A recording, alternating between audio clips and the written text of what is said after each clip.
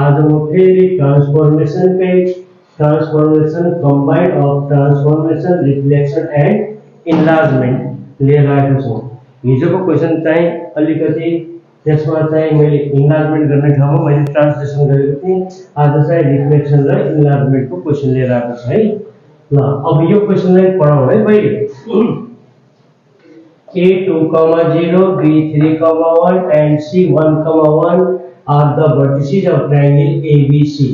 अब ABC को verticesहरु यिनीहरु भएको भए अब के गर्न भनेको त्यसले find the coordinates of the vertices of the image triangle ABC हैन।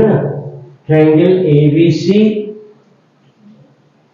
under the reflection on the line x equals to y। पहिले फर्स्ट यो ट्रायंगल ABC लाई y equals to x मा के गर्ने रिफ्लेक्सन गराउने हैन। अनि फेरि के हुन्छ फलोड बाइ द इन्लार्जमेन्ट। त्यसपछि जो इमेज बन्छ नि त्यसपछि त्यसलाई के गर्ने हामीले enlargement centre -3 -4 and scale factor 2 ले के गर्ने त्यसलाई इन्लार्ज गर्ने। अनि प्रेजेन्ट ट्रायंगल ABC एउटा ABC एन्ड इट्स इमेजेस भनेको चाहिँ पहिले ABC लाई y equals to x मा गर्दाखेरि a dash b dash c dash आउँछ। फेरि त्यसपछि इन्लार्जमेन्ट गर्दाखेरि a double dash b double dash c double dash आउँछ भने इन तीनटै फिगरलाई एउटै ग्राफमा राखेर शो गर्ने है।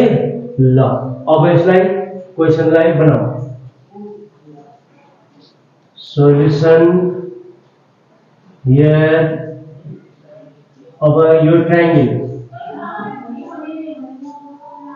A2,0 B3,1 and C1,1 are the vertices of triangle ABC। ABC अब के गर्ने under the reflection on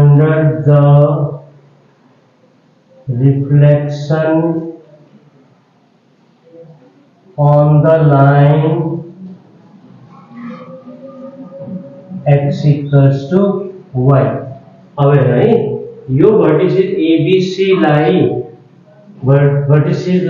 under the reflection on the line x equals to y।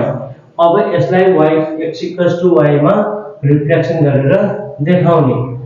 अब यसमा के गर्ने A2,0 B3,1 C1,1 अनि यसमा y equals to x मा रिफ्लेक्सन गराउँदाखेरि के हुन्छ फर्मुला y, x। अब यो x हो यो y।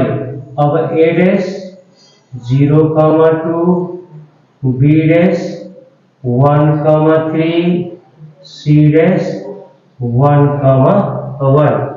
अब यो 1,1 यो हो।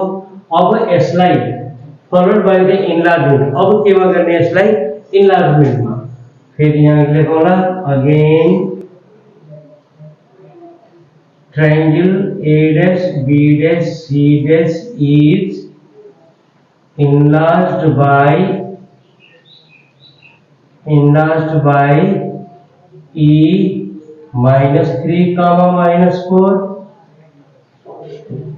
-4 एंड स्केल फैक्टर कति दिएको छ 2। अब हामी यो a dash b dash c dash लाई a dash 0,2 b dash 1,3 c dash 1,1। अब यसलाई इन्लार्जमेन्ट -3 -4, 2। अब यसको फर्मुला के हुन्छ k into x minus a plus a, k into y minus b, k into x minus a y minus b plus b यो formula हो। अब यसलाई अलि तल लेख्दा राम्रो हुन्थ्यो यो ठीक छ। a डबल डैश अब x1 यो x र y यो a र b यो चाहिँ k। अब यसै भ्यालुमा यसमा राख्ने। k भनेको चाहिँ 2, x भनेको चाहिँ 0, a भनेको -3 माइनस माइनस प्लस 3 अनि माइनस प्लस माइनस 3 2, y भनेको चाहिँ 2, b भनेको चाहिँ -4 minus minus plus 4 minus 4 equals to a dash a double dash.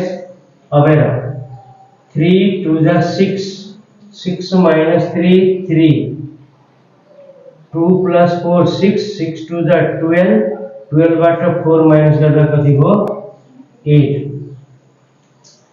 b double dash 2 x भनेको 1 प्लस 3 माइनस 3 2 y भनेको चाहिँ 3 plus 4 minus 4 equals to b double dash x र y हेर है नानो x y यो हुन्छ a b अनि यो k। यसलाई राम्रो गरी पुट गर्नु नत्र सबै रङ क्वेशन भइहाल्छ फेरि। 3 प्लस 1 4, 4 2 जा 8, 8 माइनस 3 5, 4 प्लस 3 7, 7 2 जा 14, 14 बाट 4 माइनस गर्दाखेरि 10। फेरि c डबल डैश 2 x भनेको फेरि 1, 1 प्लस 3 माइनस 3 फेरि 2 1 प्लस 4 माइनस 4। एउटा भ्यालु पुट गरेन अरु सबै पुट गर्नलाई सजिलो हुन्छ यो। 3 प्लस 1 4, 4 2 जा 8, 8 माइनस 3 5, 4 1 5, 5 2 जा 10, 10 बाट 4 माइनस गर्दाखेरि 6। यो चाहिँ यसरी बनाउने। फेरि बनाउला। Therefore the coordinates of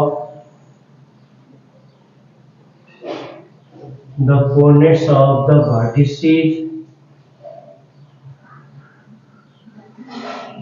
vertices of the image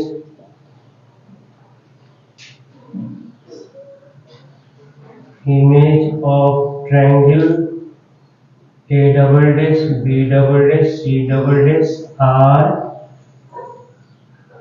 3, 8, 5, 10 and 5, 6 respectively।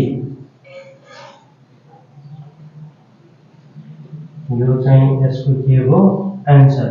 ल ग्राफमा चाहिँ बनाउँदाखेरि अब मेरो यसमा ग्राफ चाहिँ हुँदैन है। अनि ग्राफ बनाउँदाखेरि पहिले ट्रायंगल एबीसी को बनाउनु, फेरि a dash b dash c dash को, फेरि a double dash b double dash c double dash. यो सबैलाई थाहा नै छ है। ल मैले यो क्वेशनलाई मैले बनाइसके। यसलाई चाहिँ अब मैले आफ्नो YouTube च्यानलमा अपलोड गरिसकेको छु। अनि यसलाई राम्रो गरी पढ्नु, आफ्नो साथीलाई पनि भन्नु। यो क्वेशनलाई राम्ररी पढ्ने बुझ्ने सबैलाई भन्नु र मेरो YouTube च्यानललाई लाइक सब्स्क्राइब गरिदिनु। धन्यवाद।